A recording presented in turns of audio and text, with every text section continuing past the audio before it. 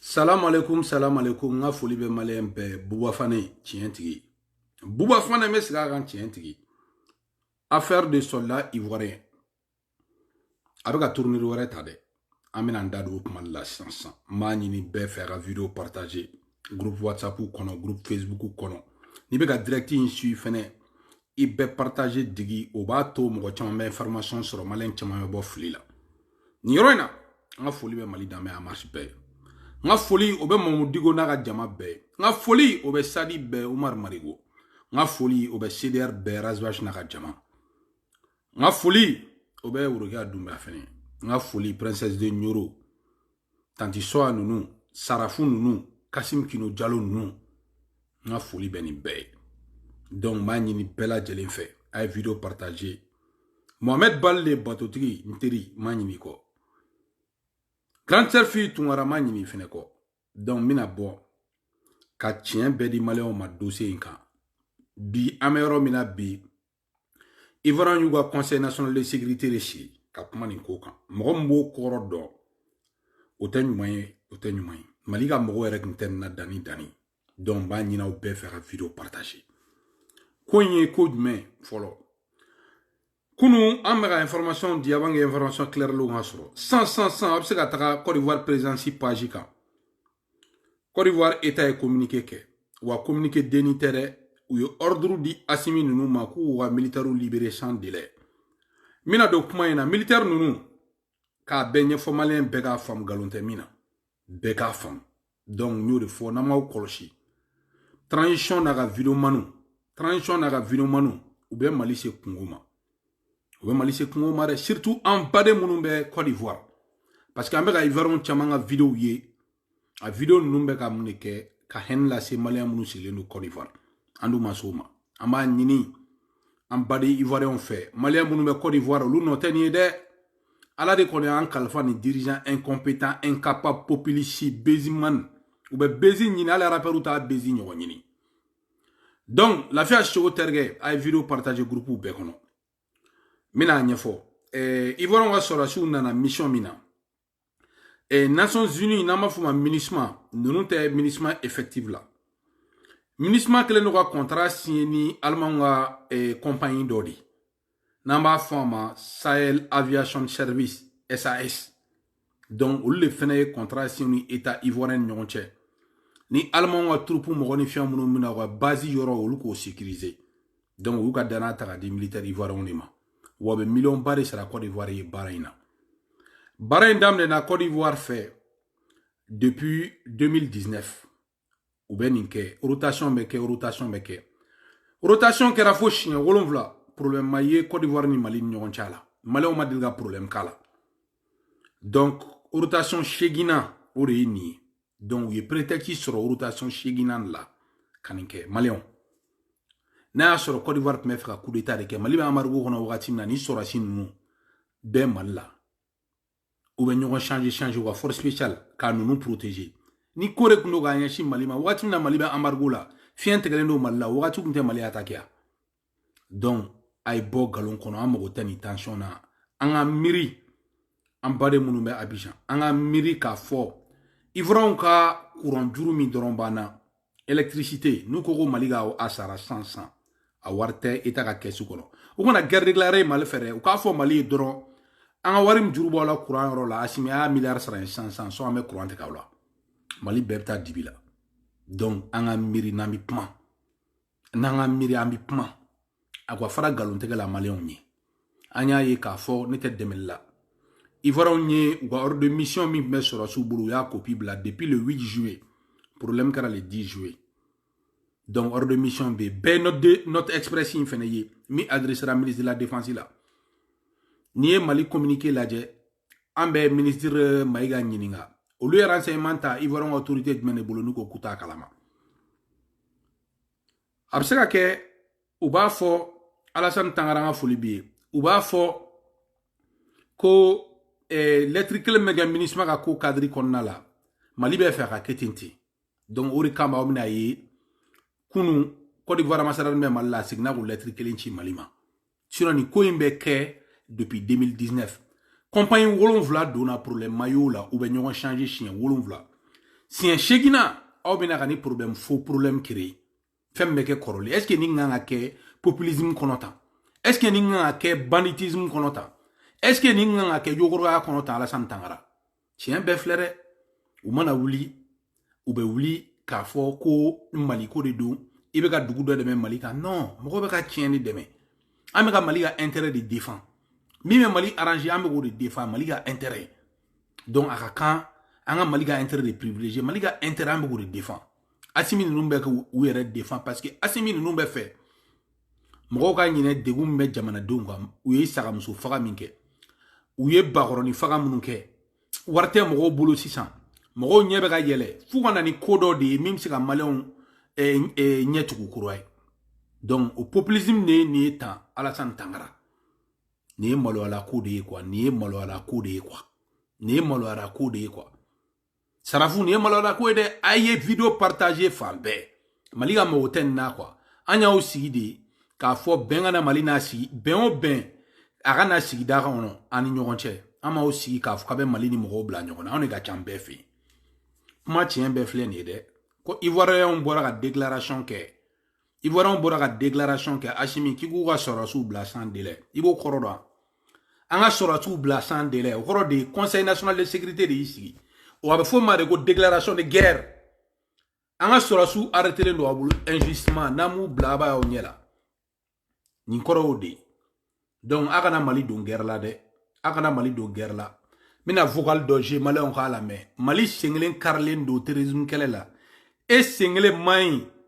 a tegele no gaboala mali senglen tegele no gaboala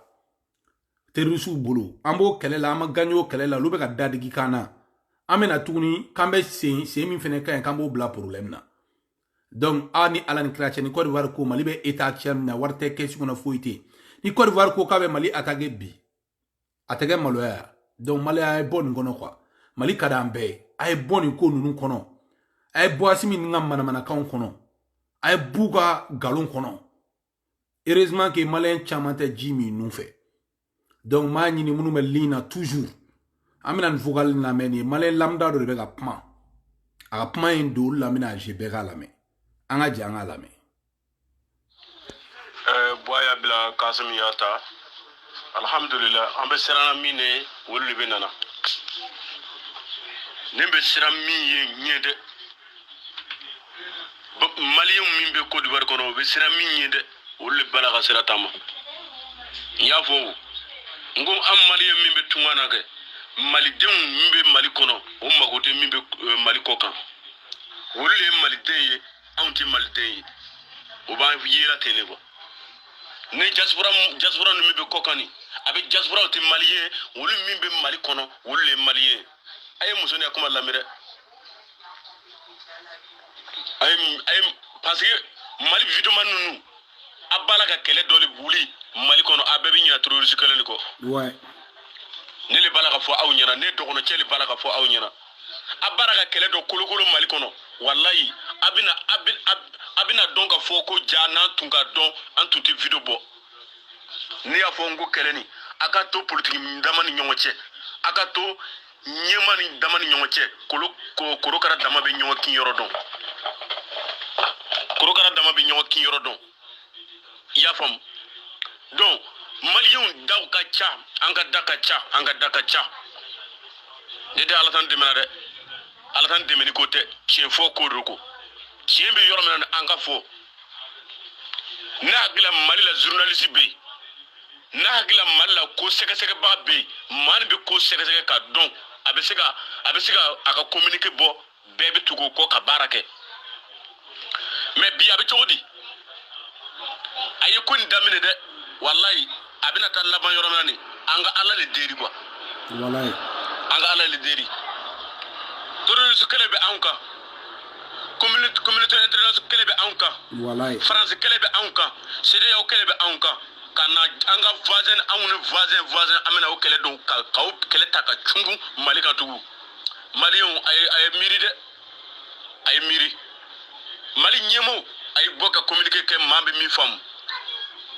Kassim Gota ene inofe mogo sukale maiga ene inofe mogo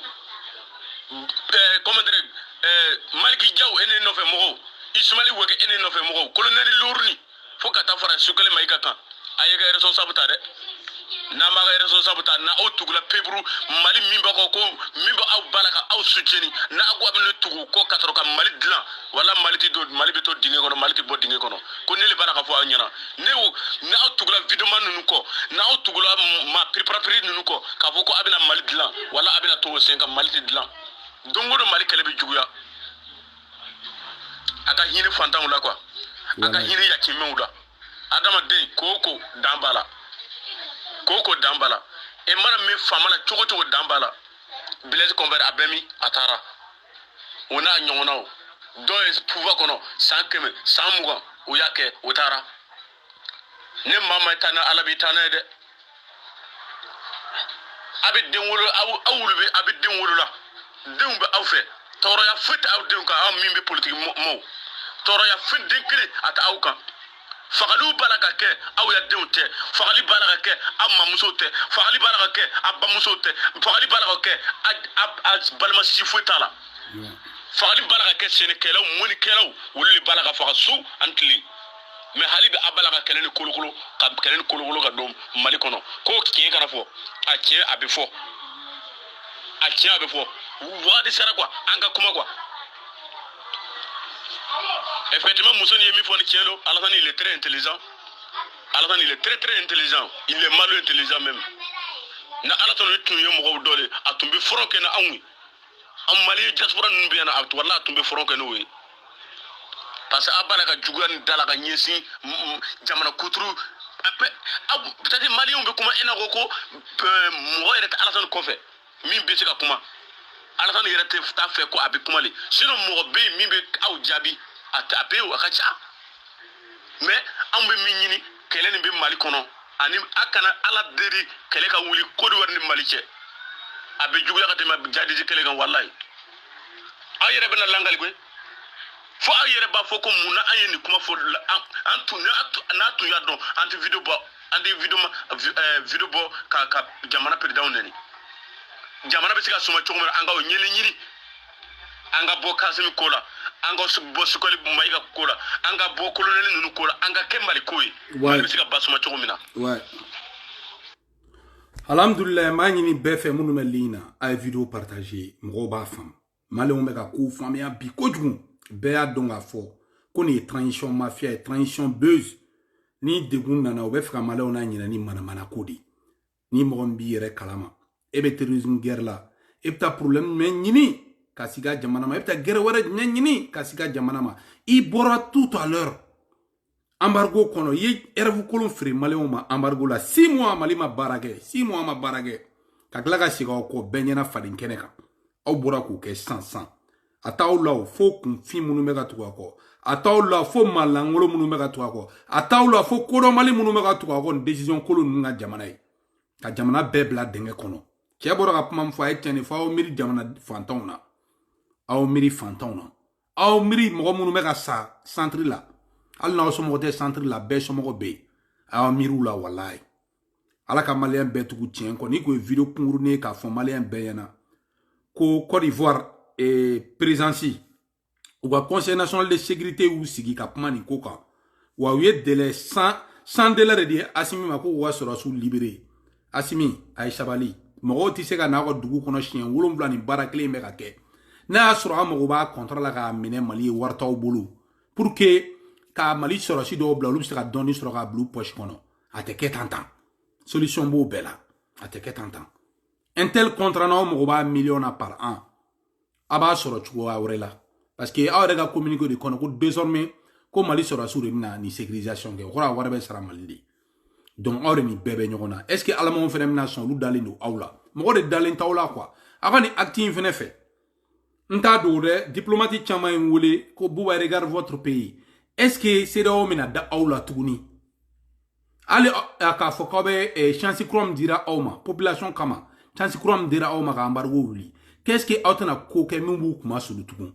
boy Alassane kuma sulu boaru nyana de Alassane ne ko be ke ko embargo wa wuli Alassane kuma sulu Niger président nyana de Bazoum Alassane Bazoum nunu do afa Alassane nunu ani magi nunu nyana aflene tuguni ko lude kuma sulu ima ye Guinée Bissau présent o ta da ro ka mana o tegelen do la ni Mali be ambalo tegelen do la ni Mali be parce que baro dala kan tawla ambalo te son an aja fo ila tout bo afle ne ga for fane la malo yata ni be malo ala kuri Assimi ni alache hein otma oué dongo folo mke contingent folo mke ka flanan ke ka shabana ke ka nanna ke ka tourna ke ka worona ke ka wolonflana ke fo shegina la problème maya shila fo shegina la ben problème ta ka créer ala ka hine malla be ka video partager ala ka hine malla ala ka kelmandi mali dembe ma ben chare